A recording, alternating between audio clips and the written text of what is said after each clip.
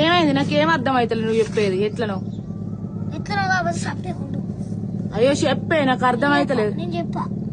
అయ్యో చెప్తే ఏమైతుందే? ఒక్కొక్క పోరగాన్లు మంచిగా గిట్లే మమ్మీ గట్లే మమ్మీ అని చెప్తారు. నువ్వైతే ఏది చెప్పవు, ఎక్కిరిచ్చులేగా అంతే. తాత్పరంగా గిట్ల అయ్యే మమ్మీ అని చెప్తావా? గిట్లా పెట్టాలి. ఇప్పుడు హ్యాపీ ఉంది కదా, హ్యాపీని 2 సార్లు పెట్టాలి.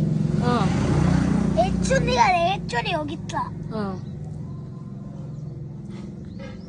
మళ్ళా గిట్లా పెట్టి మళ్ళా దీనిలో కలర్ వేయాలి. ఇక దీనిలో కలర్ వేసి మళ్ళా పి మళ్ళా పి గిట్లా అయ్యి హ్యాపీ న్యూ ఇయర్ అనుకుని అట్లా రాసుకోవాలి. రాసి తల కలర్ వేయాలి. గిట్లా కాదు ఇప్పుడు, అట్లా కాదు, అట్లా ఏం మంచిగా లేదు. తల ముగ్గుతో ఎత్తి నిన్ను అట్లనే అనుకోని చిట్ట గట్ల వేసిన తప్పు అంటే ఏం చెప్తుంది. మరి ఇప్పుడు ఏం చేద్దాం అంటావు? మళ్ళనా ఇక అంతా ఇల్లంతా హ్యాపీ న్యూ ఇయర్ రాసుకుందాం.